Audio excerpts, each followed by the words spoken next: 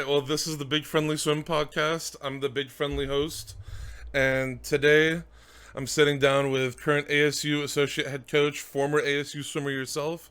Yep. Herbie, how are you? I'm great. Yeah, thanks for having me on. This will be fun. Yeah, I'm excited to get into things. So, talk to me about your coaching history before ASU. Where did you get your Yeah. start, and what were like the initial conversations like when you were coming to Arizona? Yeah, so I actually technically first started coaching while I was still swimming at ASU. I helped out with Sun Devil Aquatics. It used to be like the team that used ASU's pool. Then I coached at Phoenix Swim Club for about 3 years. Coached at University of Utah for 2 years as well, and then yeah, got the opportunity to come back to ASU. Not right when Bob had started here, but I think he was like on his going into his third year as head coach, and yeah, they had an opening, and I was super excited to come back. That's awesome. I mean, ASU. Oh, my mic is getting really loud. I'm so sorry. That was probably That's okay. terrible. ASU is like, especially in the past couple of years, developed an insanely talented program, and it's Yeah. like I did another interview this morning with an athlete who used to swim for one of your assistant coaches, Austin, Okay. and we were talking about like how the team has gone from having no scores, no relays, like nothing at an NCAA like meet level to like being second in the country last year and winning a Yeah. conference meet. So, talk to me about like you're mainly a sprint oriented coach. Tell me about like the average amount of yards that you have your swimmers do and like what a typical practice looks like. Um. So the average amount of yards is over the course of a week is probably in the at the peak will be I don't know 35,000 to 40,000 at the most in a week. But the daily variance is quite a bit. I think that's the biggest difference that I have compared to a lot of other coaches is kind of the um, polarized approach at that. So we'll have some days that'll be up to 7,000. Um, and then other days like in the same week that are 1,500. Um, so we're either going really fast or the days we're going long is slow the whole time. And I think that's something that's we undervalue the importance of those slow days and those long slow days because you're making adaptations in the heart and just the metabolic system that you don't get if you're just going fast all the time. Although we're going fast most of the time, having the couple outlier days actually I think helps the adaptation process quite a bit. You know, I think especially it probably not as much on a like D1 level, but it's important for everybody to get that practice of technique and doing technique slower because if you can't it's a notion that I would always tell my swimmers when I was coaching is if you can't do something fast, then you can't do it slow. So you got to practice it at a slow level and get that technique down before being able to swim fast. So that's something that I think a lot of people forget about is they see teams like ASU going like, "Oh, they're always going fast. They're always going fast." And it's like there's still that key element that like you have to work on the technique and practice going at a slower level to be able to go fast.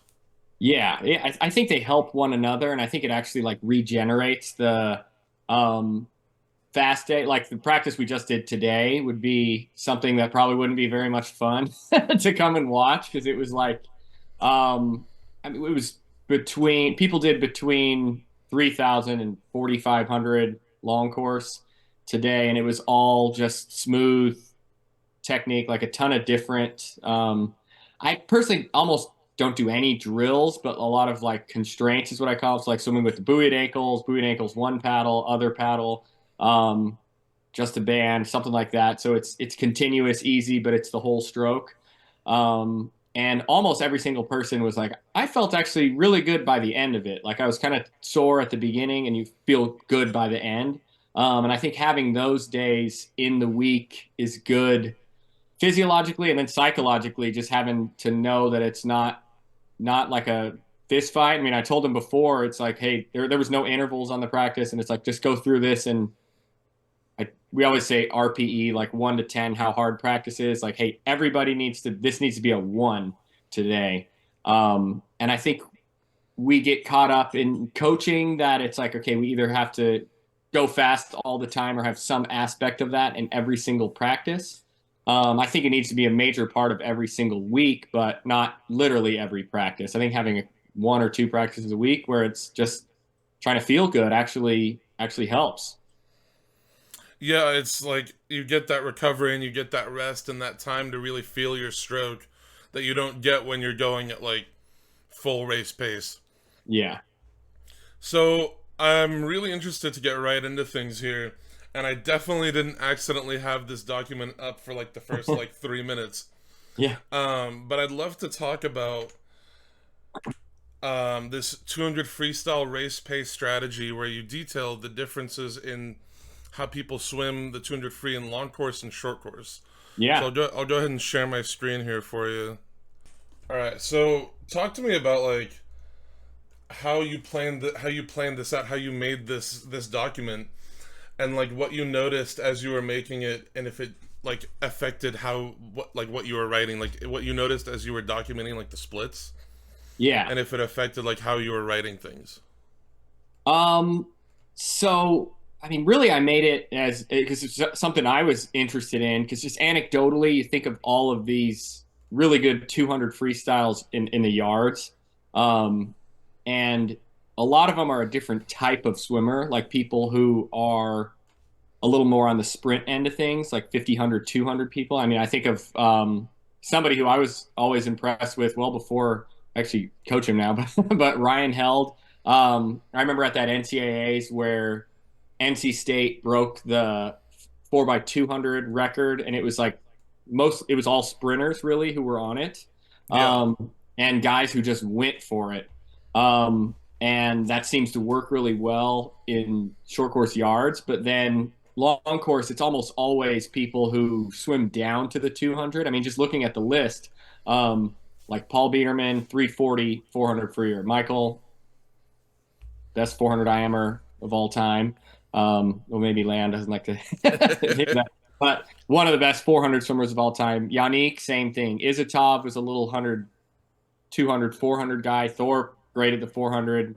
Tom Dean, 100, 200 guy. Duncan Scott, great 400 IMer. Dennis Rapsis, great 400 freestyler. They're all just kind of coming down to that. And I think that's where the physiology gets involved. I mean, it certainly changes with the just skill aspect of it, where in freestyle, you're taking, or yards, you're taking 12, 13 strokes in a row at the most.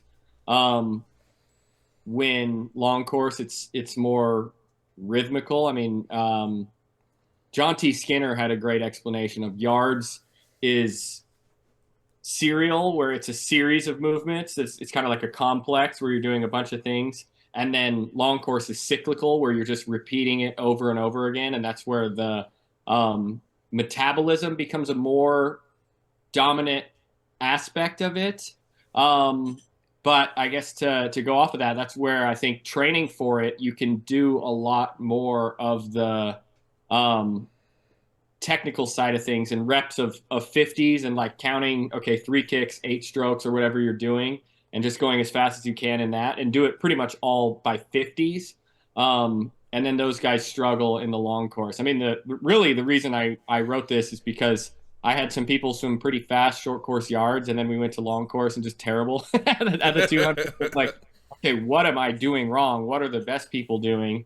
And all of my guys were more of that 50, 100 finish at the 200. But it would be guys who were like 133 short course, and then we swim long course and they go like 156. So it's like, what? This isn't even close. So yeah, trying to figure that out. I think it's yeah, just the demands of a short course yard is so much more on the sprint end that you can swim it that way. And then the long course meters, once you get past that 90 seconds where you're in that, I mean, you're just recycling the metabolic products that you're doing, you really have to train in that more thresholdy, um, just longer, really, to be good at it. I think it's interesting that you talk about like the differences in training between yards and meters, because the only person on this list who I can really think of who is a pretty darn good, actually two people, only two people who are pretty darn good 500 freestylers was Kieran Smith and Townley Haas. Yeah, But they also struggled in the 400 and long course. I mean, struggled is a strong word. Kieran yeah, Smith is an Olympic bronze medalist. yeah. But compared to what they could do in short course, it never really replicated itself in long course. And the No, rest of that these guys are 100 freestylers, and like Selskar's a 200 freestyler. yeah. No, exactly. And yeah, that's kind of it. I mean, I like to look at the stats of a lot of different things and make stuff like this often. One of the biggest eye openers for me was 100% of the people, and this remains true. 100% of the people who have broken 41 seconds in the 100 freestyle have already been 18. So going 18 in the 50 is a prerequisite to do that. Um, so it's similar with this, where I think every single person had been 41, or every person who's broken 130 has also been 41 flat start, and that's just not really the case as well in long course. You have to be fast, but it's that balance. And in a race like this, it's the I mean, physiological term, they talk about anaerobic speed reserve, where it's basically your maximal speed and your aerobic speed and the difference between that. And looking at the best 200 freers, it's exactly that. Like the only people who aren't um, don't have great flat start 100 free times on this list is like Kieran and Townley, but they've both split 41 lows on relays when needed. So they did have that speed. But they also made up for it on the 200 or on their 500. So they're like 406, 500 freers. So it's that balance where you kind of have to have one or the other. And I mean, a big part of it was we actually realized this with Grant House on that 130.23. It was pretty cool that year at Pac 12s. Leading off the relay, his prelims and finals of the meet, every last 50 was 23:51. And then leading off the relay at this NCAA's, he was actually next to Kieran Smith, and he kind of swam Kieran's race, where you can see Kieran doesn't. I mean, this one he went out a little. He didn't have the best swim at that one either, but he was out fairly slow and like came back faster. And Grant tried to do that, and still his last 50 was 23:51. So he had a pretty good prelim swim, and then before finals, I showed him these stats. Like I wrote another little paper on this, and that was the origin of it. Where I'm like, look, every time you've had your best swim, you've just gone for it, and the physiology kind of takes care of the last 50. Like I was like, I guarantee you, go out as fast as you can. You're not going to be back slower than 23:51. It was funny because I showed Bob that as well, and I remember showed Braden Holloway at NC State that before the race, and then I remember it was in Atlanta, and he touched, and next to his final time, it had the 23:51, and I was standing next to both of them, and they were like, "Oh my god!" So it's like the what I've kind of explained is it's the physiology takes care of the back end, so you got to do the training to have that, but then you just go for it on the front end, and the last 50 is gonna take care of itself. But you're not able to kind of do the opposite of that. Like almost no one on this, I actually don't think anyone did. The only person really who was able to come home decently at what their third 50 was, it looks like, was Drew Yeah, Kibler. Was only a tenth slower on the last 50, but I don't yeah, think anybody else. And like and Townley yeah. Haas was a couple tenths slower. I don't think anybody else really was able to do it. So what's kind of funny also with Drew is that swim. He was next to Grant when Grant was. This was his Pac-12 swim, his 130.23. He was like 130.4, I think, or 130.5 at that NCAA's, and Drew just like dove in, swam right next to Grant on his hip, and last 25 just just touched the wall first. So it was almost like I think Drew could have been faster, in all honesty, if he just went out faster. Um, but like everybody else is 22 on the second 50, which that's obviously moving. Um, but it's kind of gunning it the second 50 that I've seen the biggest impact on short course yards. I mean, the other swim that stands out of having a crazy second 50 and a yards 200 was Leon's 200 IM when he was 22 on the 50 back. That was like totally insane. Um, but he kind of had that same strategy, and it's a little bit. It's a 1:36-second race, but I think there's a just physiologically, the research shows about 90 seconds is where it's the emphasis really changes to aerobic. So when you're in this 144, 145 range and you totally are, the wheels are falling off, it's falling off for 15 seconds. Like that's a long time as opposed to in short course yards. And it's different because you get to push off a wall and you get to jump and kind of restart your momentum. Um, but I think it's just the physiological difference that occurs in that about 90 seconds seems to be the sweet spot. So, yeah, I wonder as we get faster and faster if the 200 long course strategy will begin to change. That kind of brings up an interesting thought I wanted to propose. The 200 free has kind of followed that methodology of in long course of like after about 90 seconds people kind of fall off, especially in the last 50. Yeah. And the only people really who were able to counteract that really, really well. Yeah. Biederman did, but he's got the suits. Yeah. He had the polyurethane suit. Yeah. And like lately, a few people have. Like Raps has had a out of his mind swim and came home almost a second faster. But do you think that like that methodology of having like the after about 90 seconds, your body starts to like you kind of start to die a little bit? Do you think that's affecting the long course 200 free, and it's like a reason why we've seen such a slow progression in that event?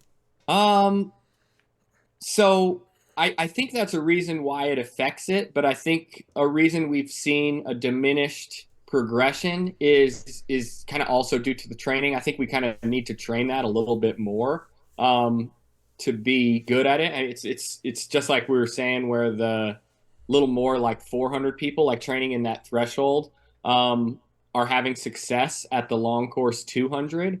And I think it's our way. I think the next step is learning how to combine both of those things, like training the speed and the threshold. Like we have this thought process of like, you either have to sprint all the time or do distance all the time. You can't just figure out a way to make them both work. But I think that's the next step of having guys like, who train the way that like the Thorpes, the Duncan Scotts do, and then also have speed. Because those are the ones doing well. Like Duncan split 46-1 on the 100 free. Yeah. So he's got a ton of speed. And then I kind of think of one race that specifically stood out was why am I blanking on his name? The Romanian 100 free world record holder. Popovic? Yeah, Popovic. I don't know why I'm blanking Yeah. on that. But his 200, where he was at 143 last summer, he went like nuts on the second 50 of that as well. And then it's like I have no idea training wise, but then when you see he tried that again and it just like Tom Dean just ran him down. I don't know if that was a difference in training. Sometimes it's just how you swim that single race, but I think it's you really have to train to be able to close well, and then also have the speed to take it out, and then have the willingness to just go for it on the race day. Because every time there's a world record like that, I mean, you see people going for it, but they're somewhat controlled. And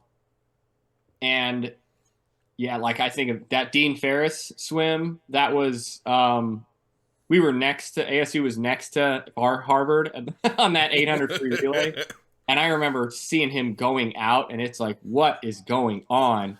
And I'll never forget him flipping at the 150 and it saying 105, and me in my head trying to calculate like, what the heck is about to happen? Doing the math of like, what could he possibly go here? Yeah, but yeah, I think in and I obviously am not able to contribute that much. But I think in the US, a reason why we aren't having the 200 success is because we do so much of this, like threshold, kind of the way we attack 200s, since we're so dominant in short course all the time.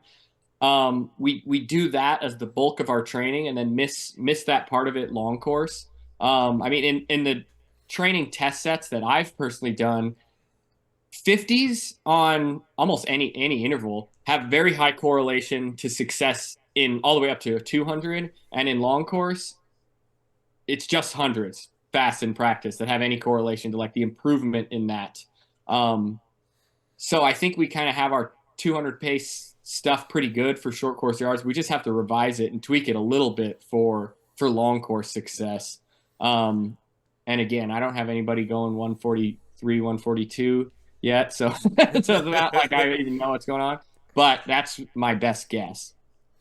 You talk about like the guys who can do the 100 and go up to like the 400, and the only Yeah, person on this list is I might be wrong, but the only person on this list who has medaled internationally in all three events, I think, is just Ian Thorpe. Because he in 2004 he won bronze in the 100, gold in the 400, and silver in the 200, or gold in the yeah, 200. So I think he's the only guy.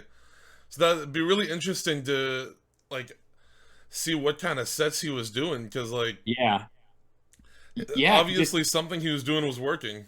Yeah, and I think it's also important to look at what people's secondary events are and what else they're good at, because that kind of shows what they're training. I mean, another thing that I did, this was like 6, 7 years ago now, so the numbers have probably changed a little bit, but I had every single person who had gone 47 or faster in the long course 100 free, and then looked at their best 50 free, 200 free, 100 fly, 100 back, 100 breast time, and then just did the correlation with that. 100 breast, obviously no correlation whatsoever. 100 back also had almost no correlation. Um, then had a moderate correlation was a 200 free, which was like a 0.57 correlation, like it was relatively high. Then very high was the 100 butterfly. It was like a 0.79 correlation, and then 50 free had like a 0.87 correlation, something like that. So it's like, okay, clearly, and for myself, that was like, okay, if we're gonna have like those secondary training days, because you can't just do 100 pace all the time, um, you're getting more reward training for the 100 butterfly than you are training for the 200 free. So like that was something I used with Ryan Held, to where we had like the beginning of the season, he would race the 200 and then drop that and switch it with the 100 fly, because it normally just works out at Pro Series or something like that where those two are on the Yeah. same day. Um, and actually had another kid, Carter Swift, who's a 48, 600 freer. That year we did that with him as well. Like he was not good at the 100 fly. He was okay. He'll probably hit it. He was solid at it. But when we replaced a lot of that 200 free training with 100 fly work, his 100 free got way better as well. So that's something that might be a hard pill to swallow for some people, where it's like, hey, if you just race the 400 free at these pro series, like one, you're going to kind of force yourself to train for it a little bit. But that's going to have some payoff in your 200.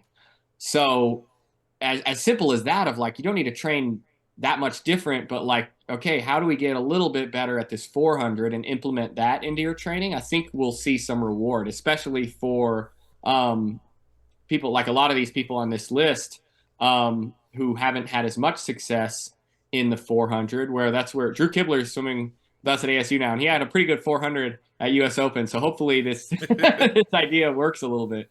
Yeah, it'll be interesting to see like the long-term effects of like that type of training.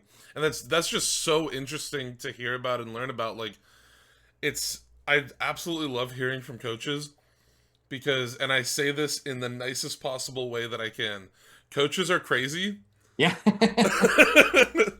And like the connections that these amazing coaches like yourself are making is something I never would have even thought about. Yeah. So it's just so interesting to hear about and learn from. Yeah, that's why. So Oh, sorry. Go ahead. Oh no, that's what I think is like that's why I love the NCAA format of swimming, especially at a conference level, because everybody is kind of forced to swim three events, and you kind of pick, and then we're kind of picking our training as much as we agree with that or not on what what events they're doing, um, and then in long course we don't really have the requirement to swim for three events or swim any number of events, but you can still learn so much about the athlete's physiology by racing those different events and then kind of studying what other people have had success in that caused success in a 200, just like you were saying, of like Ian Thorpe. Okay, he was great at 100, 400. All these guys, kind of what routes did they take to get there, and what was supplementing that 200 free training besides just the 200 free work that we kind of know that they're doing, and then how it all fits together is the real puzzle.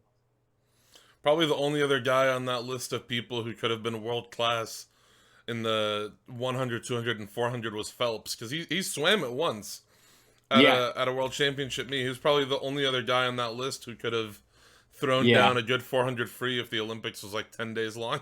oh yeah, So the other document I want to talk about zones in on just the 200-yard pacing strategies. yeah, And this was, I found this document in like March 2022, and I showed it to my coach, and we yeah, looked at it for like an hour, and he yeah. showed it in like his kinestheology class. Oh really? Dang, that's awesome. Yeah. Yeah. So So it's go ahead. funny 'cause this was what I was saying where I showed Grant House this before. Like I had found this research, and the full study is it's called metabolic power, or does metabolic power matter is the full article, like where this the aerobic maximum curve is taken from, and that's where, yeah, it's the 90 seconds is talked about there, but it was actually just the the picture, like the pictures here I printed out on a piece of paper and like showed to Grant House before that, like in between prelims and finals, um and was like, look, because he's a very intelligent guy who likes the Yeah. physiology of it, and I remember showing him the splits, like, dude, you just gotta go for it. This is our chance. So yeah, It's so interesting to me looking at this, seeing like the differences in the race strategy, and yeah, like Dean Ferris being the only guy who kind of just had a huge fall off on that last 50, like by 1.2 seconds, and everybody else yeah, just kind of still was able to hold that pace. yeah. But I just love documents like this. yeah, but that's what's so interesting about it, and that's like what, sometimes we forget that it's like it's still a sport, and you just got to like, okay, I'm just gonna go out there and like give everything I've got. And Dean did that when he's, I remember that 200 very vividly. And back 23.7 isn't like that isn't that hard It's to not do. that like it's not that much slower than like Townley Haas came back in 23.3. Yeah. Yeah, but it's like, okay, he just put it out there when he had it, and it's like I mean, feel like you could argue those other guys had much more success on the wide scale in swimming that than he did, but he still's the fastest of all time, and that's like Yeah. because he knew kind of his ability, and it was in that front end, and he used he used it all and still got there. I mean, I would love to see if there was somebody else, like if yeah, you could just put one of those other guys in there, because he did that leading off the 8 free relay on the second fastest heat, because we weren't in the top 8 either. Yeah. Um, so he was like so far in front, and I wonder if having somebody else pushing him at the last 50, if he could have dug a little deeper. Because he Um, didn't even swim the 200 free at that meet. I think he swam the 100 back, and I believe he yeah, won the 100 back. yeah, he did. Yeah, he had an incredible meet. That was like one of the most impressive meets I've ever seen. But yeah, this, so kind of looking at this top chart here, this is where, it's just an explanation of that speed reserve, and basically what the this full article explains is I mean, that aerobic maximum is something. I mean, if you think about it, if you go for a 5 minute all out effort or a 2 hour all out effort, the speed in that, it's obviously you're faster at the 5 minute one, but it's not that Yeah. much different. Not as much as the difference between a 5 second all out effort and a 30-second all out effort. Like it dramatically kind of goes on that decline. Um, and I think that you can use that a little bit more rather than just trying to push up that back end. Like you can use that just what you've got. It's stored ATP that you've got there that your body doesn't need to pull from anywhere. And then once it starts going, you're going to have to kind of start creating that, and I mean, just going through all the metabolic cycles that occur. And then the longer you've been going, the more complex that becomes. But yeah, just use it up front is basically the strategy. But while obviously training and getting that aerobic maximum as high as you can, while also pushing the speed as high as you can. Um, and this is where I think it's really cool looking at, like, I think you could do a lot of different types of tests and training and just look at their racing and have a pretty good idea of which one's higher, which one's lower. Obviously, you don't necessarily need to go like a 17-second 50 free if you're trying to go 129 in the 200. It has to be fast, but once you get kind of a max level there, you're rewarded more by raising the weaker part, and it's finding those low hanging fruit and doing what you can to raise that. I mean, that's what's all of these guys are out in 20 points, so I think Yeah. anybody can tell you flipping to your feet at 20 point, you're moving. And no matter how fast you are, you're got to put a lot of effort into that to do it. So these guys all had a ton of speed, and they were using it on the front end. And it's yeah, if you try and pace it too much to improve that last 50, you're not as rewarded as much as talent or as Dean did. And going back to that second 50, 22-3 on the second second 50 It's is still nuts. moving. It's still faster than any of the other four guys. Yeah. Um, Even on the so third 50, he still held through the first third 50, went 22.5. yeah. Yeah, I mean that's the goal that I know a lot of our guys now have of like, okay, if we can get if your slowest 50 can be 22, you're going to be one of the best of all time Yeah. at this.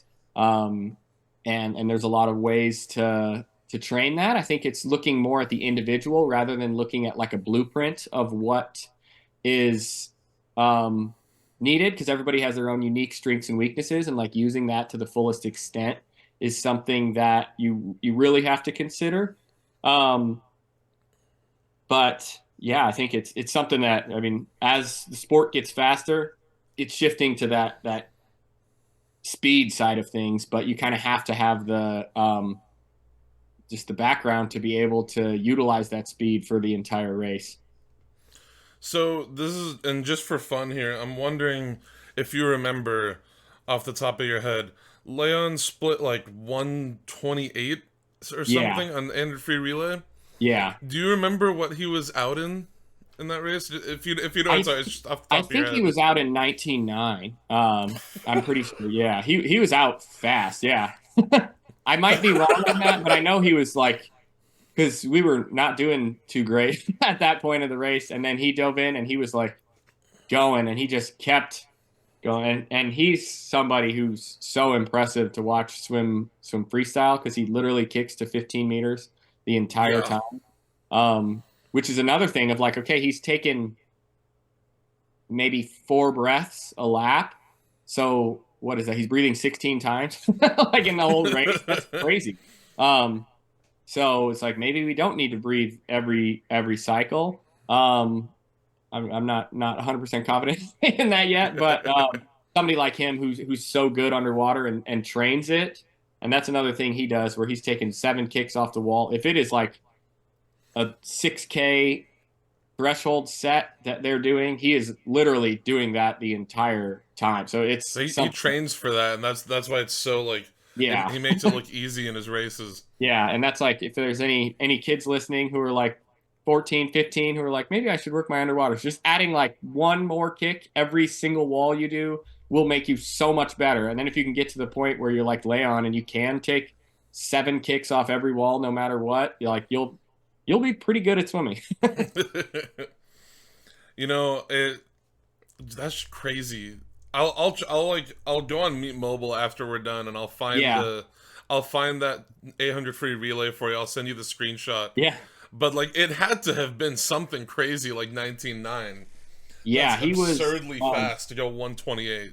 because I know he was because I obviously look at splits a lot, and I remember it being like the 22 lows on 2 and 3, where it was like, okay, I know what Dean split was. He's going he's going Yeah. fast right now. And yeah, that was such a fun race because it was. I mean, would have been more fun if we touched first, but Texas was like pretty far in front, and I Leon think was like, Texas "Oh also had man, a great 800 free relay at that meet. yeah." They I mean, hats off to them. They did really well, but it was like even after everybody was like, "Man, Leon just went nuts right there." All right, I think that's just about everything I've got with the documents. So Nice. let me set us back to the original setup here. Nice. Oh, it's swapped us. Oh, That's all right. It's swapped us around. As oh, now you're on the right side of my screen, and I'm on the left oh, side. Usually it's like the opposite. oh, that's all right. Um. All right. So, speaking of somebody like a Leon or somebody like the amount of talent that you guys have at ASU, and this is something I talked about with Austin. I'm curious to hear your perspective on it too. With such a crazy amount of talent and such a crazy amount of different backgrounds, how do you guys manage the expectations of, say, like a Simone Manuel versus a Chase Kalish versus a Leon Marchand? I mean, one thing that we've kind of preached the whole time is we always say how you do anything is how you do everything, and it's holding yourself to the highest standard possible, and that's in every aspect of life. I mean, obviously we're a college team, so most of our kids that's looking at school and things like that, but um, with the kids in college, kids who are getting good grades are almost always swimming well. And the vice versa of that. There's we haven't had it yet of somebody who's like getting just terrible grades in school and swimming really fast. So it's kind of just keeping that expectation on yourself to be the best version of yourself that you can be. Um, and then complementing that with our very individualized training program to where we're looking at each person and trying to figure out what is it that they need to reach the highest level or really to take the next step in their swimming career, and then building a program around that rather than trying to fit them into a box is the most important thing.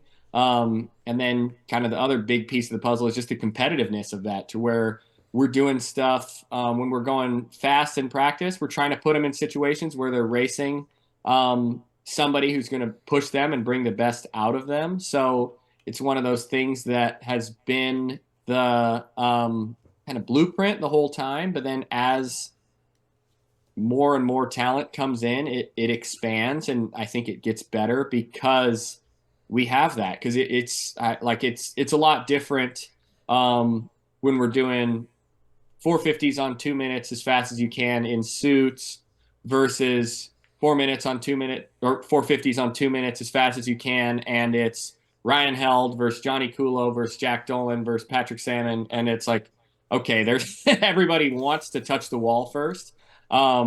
So, and I think that actually has a much higher degree of transfer to the race because it's just okay, go as fast as you can and try and beat the other guy, rather than that. Okay, to have the best 100 free, you need to have 3 kicks, breathe this amount. It's funny because I used to think it was that was like the best training of like, okay, figure out exactly like the kick strokes and replicate that. And now it's better to when it's like, well, why did he beat me? It's like, well, he kicked underwater faster than you. No, well, I got to get better at underwater kicking. And that's what such a better teacher than saying like, oh, here's the stats of this. I mean, we obviously use that as well, but when you're doing a 25 free from the blocks and you're next to Ryan Held, who's like one of the best in the world to 15, every time you're like, I have to get better at underwater kicking because he's destroying me to 15 meters. Um, so it's really that, and I think we do a good job of trying to encourage that to where this is like, okay, we're all kind of on this intrinsic journey of being the best version of ourselves that we can. And yes, we're competitors. I mean, for qualifying for an Olympics, something like that, they're only taking 2 spots or 6 in relays. And yeah, some of your teammates are also trying to get those spots, but it's also not really a zero sum to where we're all trying to get there together, and like having okay, this person next to you every day at practice, making it just like the meet. Then when you stand up at the meet, you're okay. You're next to them. I mean, a great example is Johnny Kulo had a great freshman year. Was raced Ryan Held a lot in practice. Then his first ever major national final was this summer at World Champ Trials, and it's like, oh, he's in the lane next to Ryan. Like it's just another another practice.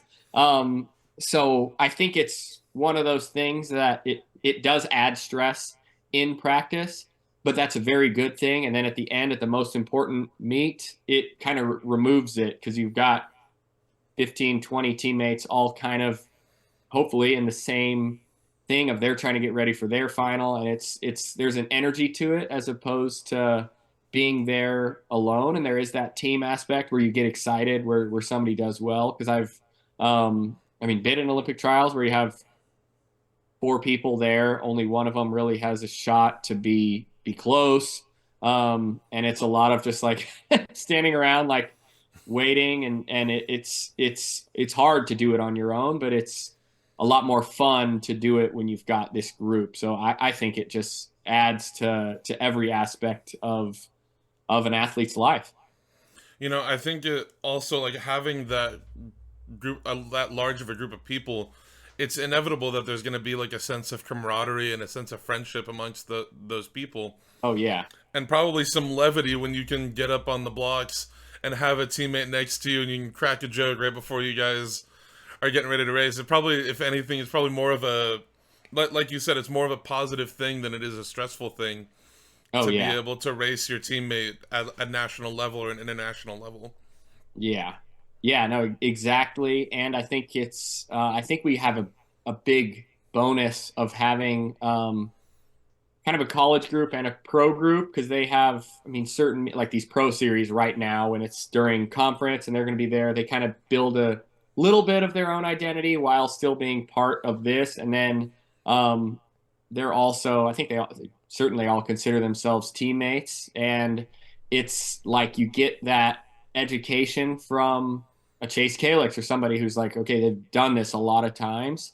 And they'll be able to help you out on what it is. Like, hey, I'm like super nervous. What should I expect? But they know they've been doing it for years, so it's one of those things you don't really recognize. You lack experience until it's too late. And with just the amount of experience we've got now, it's I'll probably eat my words, but it seems like we we know what's going on. You talk about like that experience of having those people all together, and it just like, God, I can't even imagine the types of like swims that a trio like Chase Kalish, Leon Marchand, and like Jay Litherland put up in practice. Like Oh three yeah. of the best 400 IMers in the world, all in the same pool, all swimming at the same time. Oh yeah. Yeah, it just raises the bar so much, and it's one of those things that I mean, it humanizes that to where one, you do see like, okay, Leon's not 100% incredible every single day, but he is a lot of the times. And then it's also like, okay, you see him go just a nuts time in practice, and it kind of makes everybody like, well, next time I go fast, like I've got to do that. And it's like, okay, these best times are arbitrary in some ways, because it's like people are just going fast times all the time. So the bar is just being raised. And like you get there and it's next swim, like, okay, these guys are doing really well. So I got to get even better to do that. So yeah, it's just like constantly raising the bar, which is a very fantastic thing. It's something that I know I feel really special to just be a part of. Like seeing it all the time is really cool. You know, ASU itself has had like a rebuilding phase for a while, and then it was gradual at first, but now it's like ASU is like a nationally known team and Yeah. internationally as well.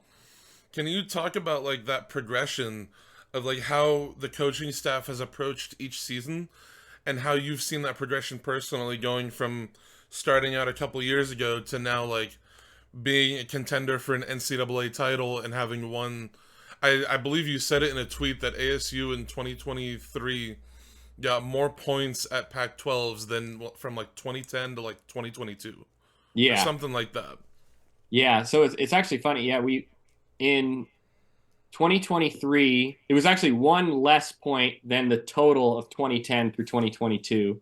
And then in 2022, it was one or two more total than 2010 to 2021. And it's really just been exponential growth. Um, I think in terms of how we've approached it, hasn't changed at all. I mean, the expectation has always been like, okay, how are we going to be the best we possibly can? Um, Now it's really cool because now it's being recognized because it's like you said, it's something that's known across the world, which is crazy to me because I was on the team when we when we were not good. Um, like it's fun. I've told our kids this that the whole time I swam, I remember we won one dual meet, and it was in January. We swam BYU here, and it was 32 degrees when the meet started, and they didn't bring any warm stuff because they were like, "Oh, we're going to Arizona," so they're they were like literally shivering, and they DQ'd their last relay, so it was like everything, like it was Everything went wrong for them. yeah. So now that it's cool to see, it was like I've told our kids this when I swam as well against like Cal, they would all swim their worst events, and it was like this kind of big joke, and like they would just be like kind of cheering us on, like because we were just sad, little like hurt children. But now to see them like ready to go and like okay, they're serious just when we show up is a really cool thing. And I'm personally really just proud to be a part of that and to see how that's not only changing the way teams compete against us, but kind of the way dual meets work in general, to where now it's like it's not like a bad idea to go fast all year long in dual meets. Um, so I think that's really good for the sport, and I think the performance is just going to get better and better by people having that expectation all the time because that's what we have where we're going fast and wearing suits all the time in practice. So doing that in a competition is just even better. So it's good to see that the whole, at least the majority of the swimming world is coming around to that. And you talked about like the going fast all year round, and ASU was really one of the first teams that I noticed adopting that methodology of going really fast and putting on tech suits for as much as they could. Could you talk about like the first couple times that you guys did that and what changed in the success that you saw that made you want to keep doing that? Yeah. So it's funny. I've been an advocate of this since I first started coaching, but I had to give enough reason and work at people to actually trust that. But one of the biggest things we saw, there's a ton of research in multiple different sports that shows performance from in season to taper is about 3%. Um, I mean, I've seen literally at least six different studies in completely different sports like throwing, running, rowing. It was like high jumping, like all of these totally random things all show research on just about 3% performance improvement when you have a taper. So we looked at the stats of the one year we didn't wear suits at all until our conference meet. and our 200 medley relay and how much that improved. And then the year where we did wear suits, I think we only wore it twice that time, but it obviously brought the average up. It still was exactly 3% both times that were the improvement. So it's like, wait a second, we still improved the same amount, even though we changed the variable of wearing a suit. So then we did that again, and it was last year where we wore suits the whole second semester and still saw that same jump. So it's like, why are we like, we're literally hurting ourselves by not doing this. I mean, it's kind of obvious in my opinion. Like if you're not practicing how you're going to do it at the end, like you're probably not going to be as good. Um, but yeah, it's exactly that. I mean, it's another reason why we did that was I remember a couple years ago, this kid Cody Bybee, who was a very good sprinter for us. He was always a great 50 flyer. He was like 19.7, I think his fastest 50 fly time. And he was really good at knowing like exact number of kicks and strokes. And the warm up the morning of Pac-12s before our 2 medley relay, he did a 25 from a relay dive all out in the suit and shaved, and he took 9 kicks and was like 2 body lengths past 15. So it was like, well, you got to you got to change that. So then he ended up cutting it to 7. So it was a completely different race strategy than he'd been practicing the whole time. He still had a good swim, but it's like, how much better would that have been if we just had that, if we practiced that every single dual meet rather than just waiting to the morning of the most important meet to actually practice? Like, that's just insane to me. And I still think, I don't think any, I doubt I'm sure there's some, but I haven't met any swimmer who complains about that, who's against that. It's almost always the coaches who want to keep that mindset that they think. And I think it's more of like, oh, look, we all peaked at the right time. Our tapers all worked. It's like, no, the taper didn't work. You just shaved, wore a suit, and swam a prelims final meet, and you're comparing that to your unsuited, unshaved dual meet. Like, obviously, you're going to be faster. But one, if you're not having that jump in the taper, it's telling you, hey, the training was bad. So personally, I would rather have that feedback than just kind of hide behind my own ego and be like, oh, well, it's like because you got nervous because we went too fast too early. It's like, no adaptations occurred. So that's what we're trying to figure out is how can we be the fastest we possibly can be? And I think going as fast as you possibly can in every dual meet is an important metric to understand that. God, that's just. I'm sorry. I'm such a swim nerd. That's so interesting to listen to. Yeah. Like I'm interested to hear. Like, and I'll shoot you a DM on Instagram, like after NCAA's, to hear the difference this season and like if it was still a 3% drop or if there was more. Yeah. Because that's such an interesting like. I mean, like it makes sense. Everything Yeah. you're saying makes sense. Of Yeah. like, yeah, you dropped time because you put on a suit and you like shaved. Like, okay, you were wearing a Speedo and you had a full beard going. Yeah. And it's something that, like, thinking back, my coach actually started doing something similar. And he's also a huge swim nerd, too, so it's possible that he did that because he was reading about, like, teams going, like, suiting up all season. Where we suited up for, like, a random dual meet, and a couple people went best times. And then they went faster at our conference meet in the same suit, in the same conditions. So, like, everything you're saying makes sense. Like, it's such an interesting idea that I don't know why it hasn't come up sooner. And it seems like it's working for you guys. Yeah. I mean, I think the next step of that and something that I've been a supporter of for at least 10 years now is also shaving all the time if you want to. Because it's that exact same logic. And I think a lot of people kind of hide behind the razor of like, oh no, once I shave, it's going to take care of itself. And it's like, I hope so. But the first time kids do that, they're like really worried. We're like, no, I can't shave right now. And it's like, no, you're worried that like your kind of routine of superstition that you've built is the magic formula. And we're going to actually test that. Like, I don't think it is. I think it's the training, and I think you have to figure out how to be nervous and how to be ready to go when you don't feel 100% perfect and go as fast as you can. Um, and it's trying to be the fastest possible at the end of the season, not have the biggest difference between in season and tapered. And even like for us, there's certain people who um, maybe going their lifetime best early in the season is what's going to help them be able to put that together at the end of the year. And it's still the goal is to go as fast as you can at the last meet, not make the last meet the fastest of the year.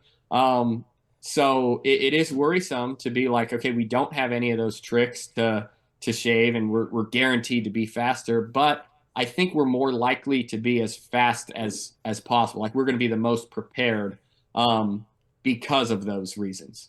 Especially because when you do shave, I mean, depending on how hairy the person is, at least when I shave, the water feels extremely different. Yeah. Because you're getting that dead skin and that hair off, and you get in and you kind of feel like a dolphin. And Oh it takes yeah. like a few laps to really like adjust to the Yeah. feeling of it. I mean, even I started question the first time I remember first time I shaved was when I was a sophomore in high school, and I remember at high school state, um, I shaved before prelims, and a bunch of the older kids were like, "Dude, you shaved too early. You need to shave like right before." And I'm like, "I've never done this before. I need at least one race to practice." And even then, that's when I was like, "Okay, I don't think these guys, I don't think these guys know what they're doing." And it's like, I mean, people don't realize this, but you can still be 100% shaved at the end of the season, even if you shaved every day Yeah. the entire time. So you're not changing at the end. You're just changing what you're doing beforehand. So yeah, exactly that. Like you want to know what it feels like. You want to, if you're doing, we talk about how important visualizing things are and practicing that. It's like, do you want to have just so many unknowns? And I actually think that it's more impactful for the hairier people who are like, I mean, there was one kid, my first year coaching at ASU, who was like just a rug on his whole body. And he was like one of those guys who was like, hey, you're like, there is a 0% chance you will go to Pac-12s if you are unshaved all the time. Like, you need to shave every single week just to keep up with everybody. So like the coaches think no you're a pretty good swimmer because you're pretty good when you're shaved, but when you have this entire like you're not on equal footing with, with everybody else, just like be the same as them. So it's something that we shouldn't be afraid of. Yeah.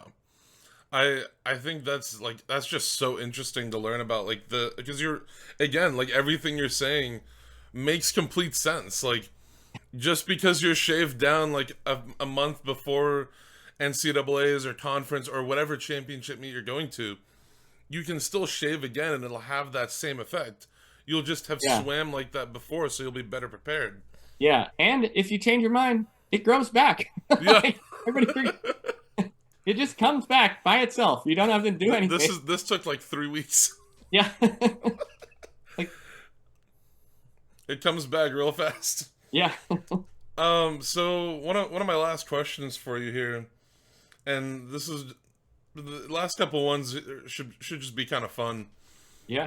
Talk to me about some of the sets that like some of your favorite sets that you do, like some sets that you're willing to share with others. And like every coach that I know who knows that I'm interviewing you is going to be Yeah. listening very intently right now. Okay. Yeah. Um, there's a lot. I mean, the one example, like 450s on 2 minutes, I think is one of the best 100 pace sets you can do. Just 450s on 2 minutes as fast as you can. It's great because we actually did that yesterday. um, but it's like number 3 and 4 are hard if you do it right, and it's just like the end of 100. It's also short enough that it's fun, and it's like it's just a great test, and it's also like I think the interval's just right to where the breathing pattern to be the best possible on the 450s is the same as the 100. So it's like there's no real teaching or strategy you have to do. It's just go as fast as you can, and if you get better at that, you're going to get better at the 100. Um, Another that I really like is just for like 50 speed is 825s from the blocks, odds with fins, evens no fins. I remember the first time we did that set. like we do a lot of 25s from the blocks that we measure and try and record like their best time. With fins, they went fast. The next one, every person went their fastest 25 ever. And then everyone after that was even faster. So I think there's a physiological effect that occurs from like the proprioception or whatever it is that of going that overspeed 25 with fins, which is fun. And I think it forces like kind of how you enter, how you have to have a really good breakout because and you're going so fast and like time everything well. It's like doing it in fast forward and then doing it normal feels like slower. So you have more control over that. I also think doing starts with fins on is one of the best thing to work entries because you're so aware of if your feet are pointing and if they're together. So it actually like cleans that up a lot.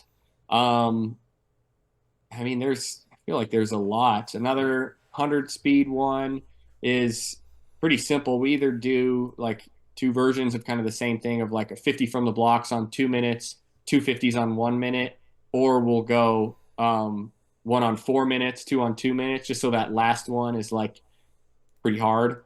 Um, and I like a lot of stuff with stroke count as well. Like one of my favorite 200 pace sets that we did the other day. That this is now we labeled it the Carter Swift because it's what he started doing that really got him good at the 200 free. We did suited up, did 100 negative split time trial, so as fast as you can from a push, as fast as you can while being negative split. Took about 10, 15 minutes and then did 650s on a minute, best average. First three, I gave them a kick and stroke count. Last three, just go as fast as you can. So it's kind of cool to see them going as fast as they can, but like you can't just use tempo to do that. And then when you're under some fatigue, it's like, okay, now you can go and you just have to like push that and you have three, so you can't just like gun it from there. So it's a really good teacher, I think, of how to swim a 200. If you Um, remember, what was the difference in times between the ones where he had a stroke count and then the ones where he was just going all out? um, Not a ton. Like he got pretty good at the. We did like our whole second semester. Almost every literally never called it 200 pace. We just called it 3 and 12, or it was 3 kicks, 12 strokes. Um, and he got to where he could go like 22 mids on the 3 and 12, and then 21 highs on the just go. And I remember we did it like the week before that Pac-12s where he was 133-1. Um, we just did four. Like all we did was suit up and do four best. And he was like 21 mid, 21 mid, 20-point high, 20-point high. And it was like, okay, you're ready.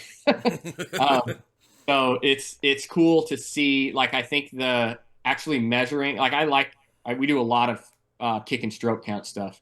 And I think measuring that is a really great metric because you can either, if they start getting too fast, you can just cut down a couple strokes and then they have to like relearn how to, because it's the fastest way to do it is technically the best way. And then going back and forth from that, they learn how to apply that in their more maximal tempo. So I think it's a great way to do that. So that's something we use all the time. Um, and That that's sounds yeah, so interesting. Like the idea that he was still able to go not too far off from what he was going with, like with a stroke count. Like yeah, when you eliminate the maximum stroke count, he was still almost right on what he was going yeah, with it. So it's like a lot of people who think like the more strokes you do, the faster you'll go. yeah. It's not necessarily true. Oh, yeah. But then also, I guess to touch on that, what was really cool was that Pac-12s where he went his lifetime best. Um, I remember before the race, he's like, I'm just going to do 100, the first 125, 3 and 12, 75 fast. So it was like, okay, we're just doing what we practiced Yeah. in the race. And it was great for him because it knew, okay, he can go as fast as he can, but it forces like him technically to be good. And he knows like he's still going pretty fast, but not overdoing anything. And then he's still got that last 75 to just race. Um, So it's been really good. Another kid, Tiago Behar, who's been 133 a couple times already this year, is very similar. He's somebody who can go pretty fast with 3 kicks, 8 strokes. He's one of the most like efficient swimmers around. But it's interesting because I came in as like one of the worst kickers of I've ever I've ever seen at this level. And still is that's very much a weakness. But just doing so much of those like okay, 3 kicks, 8 strokes, where great thing about that is if you give up any part of it, like you know immediately. So he kind of learned how to have 3 good kicks where he's still not really not a good underwater kicker, but in the middle of a 200, he's like getting kind of far on just those 3 kicks, and they look good, and he's actually holding some good speed. And it's because he was just kind of forced to learn how to get far on only 3 kicks. So there's a ton of relevance to the race when you do it that way. I think that's a set that honestly, like, I might bring to my coach and ask him to have me Yeah. try. It sounds like it'd be a really interesting set to see, like, how it can apply to like athletes of different skill levels too. Like if like a 15-year-old club swimmer tried it, like the difference in the times that they'd go. Oh yeah. Yep. No, and I think it's really good because that's how the first time I started that was when I was at University of Utah. This kid Rudy Moriera, who's a very good freshman sprinter we had, was training for Brazilian nationals, and he was getting ready. He was only cared about the 50, so we were just worrying about that. But we were going max speed 25s all the time, and we had done that all college season. It was like, okay, there's like he's not getting anything from just doing it the same way. So it was like, okay, let's just do. We just started with 25s on like 115 max speed, no breath, with 3 kicks, 12 strokes, and he started where he was going like 10 high, like he was going kind of fast, and then he got down to we just kind of did a ton of those, and then right before the meet, I remember we retested like the same set we started with. We just did 4 25s on 115, I think, and he was like getting under 10 with just those 12 strokes. And then watching his race, I remember seeing like the first 25, him holding like such good water, and it was like that's the stroke he's doing on those 12 strokes. So it's like okay, there was definitely learning that occurred from that he was able to apply. Where it's like okay, he's swimming long course, he's not worrying about anything, but he dropped a ton of time and did really well. So it was like it was pretty cool to see like direct transfer of like that's the stroke we've Like been that's what you hope for as a coach. yeah. Yeah. So my last question for you, and this one I saved for last on purpose, Yeah. is as a former school record holder yourself and an alumni, what does it mean for you to be able to be a part of this success for the team? This like unparalleled success that the team has had in the past couple of years.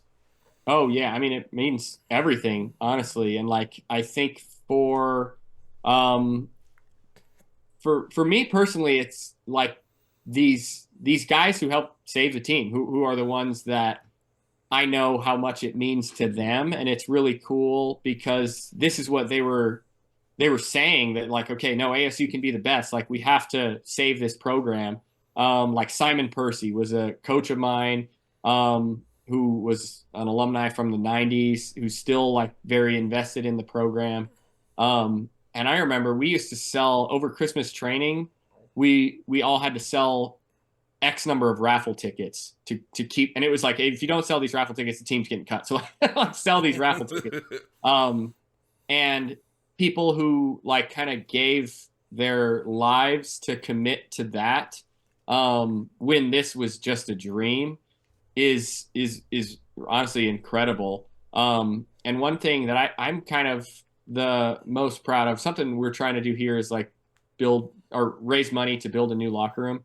Because we just use like a public locker room still. But part of me kind of like doesn't want that because it's like, no, we don't need that. Like all we need is people who believe in what we're doing, people who are excited about that, and people who come every day and try and make it better. And if you do that every day for what 15 years now, I mean, since it was cut, you can do something very, very great and something that's inspiring to a lot of people. So for me, it's cool to be like, it honestly doesn't even seem like feel like the same team, because it's just like I know not one of the kids on our team would have been allowed on this team. It's like not near as fast as these kids are, but it is cool to see that, and like to kind of see the connection, because it's like now I'm far enough removed as an athlete, at least, to where it feels a lot different. But then I like, okay, I talked to this one kid who it's like, okay, he was here. I remember being him on, I was like, met him when he was on his recruiting trip, and he hosted like some of the seniors on the team right now on his recruiting trip. So it's like, it's really not that far, that far removed.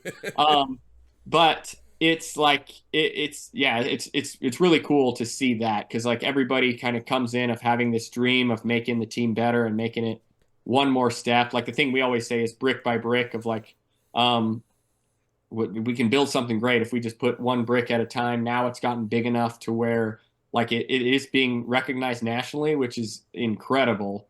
And I think the biggest challenge now is to continue doing that and to look at, okay, one brick at a time, not get worried of taking a step back and kind of looking at what we've done. Like there'll be hopefully a time for that later, but we still have a lot of work to do in the next couple months. And then, yeah, then it's like when these guys are done, to be proud of that, and to come back and kind of know you were all equally a part of this, because the kids on the team when Bob first started, when it was like a totally different like a total change that nobody really knew what was going to happen, but believed in that. And then now it's something that's kind of proven that we can be pretty good. But the question is, how do we keep getting better from that and enjoying the process while we do it? I think it's something that like the people who initially like helped bring the team back when it was first cut, they're probably so happy to see it now and see Yeah. the success that you guys are having. And then it was another tweet that, full disclosure, while Yeah. researching for this interview, I spent about an hour and a half on your Twitter page, just like looking at videos that you've posted and reading through like diagrams that you've made. Like I was full swim nerd for like an Yeah. hour and a half, 2 hours. Nice. But I saw that tweet that you put out that was like, in 2009, 2010, the program was cut. And Yep. then in 2022, an ASU swimmer was named Best Male Swimmer of the Year. Yeah. Yeah. It's just amazing to see like the commitment and like the effort that the coaching staff and the athletes have put in. It is Yeah. yielding success. It is yielding like tangible success that you guys are having. Oh yeah. Yeah, for sure. And that's something that I think is really inspiring to me, and I'm fortunate to have seen it most of the way through. And it's like, I mean, for so many people out there, it's like I know myself as an athlete, like that's why I was excited to come to ASU, because the team had been cut. It's like, okay, we're just going to be back, and I was like, I'm just going to work really hard and we're going to be the best. And it was like, nope, it takes a lot more than that, but it's still like those each person and kind of the what they give. Sorry, my dog's coming. So.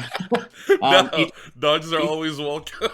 Yeah, each person does make a bigger impact. You might not feel like it. I know when I swam, it was like, oh God, we didn't do anything that we hoped to do. And like I think most people are in that situation, but it's like if you persist at that and then get enough people to help, it can be something really special.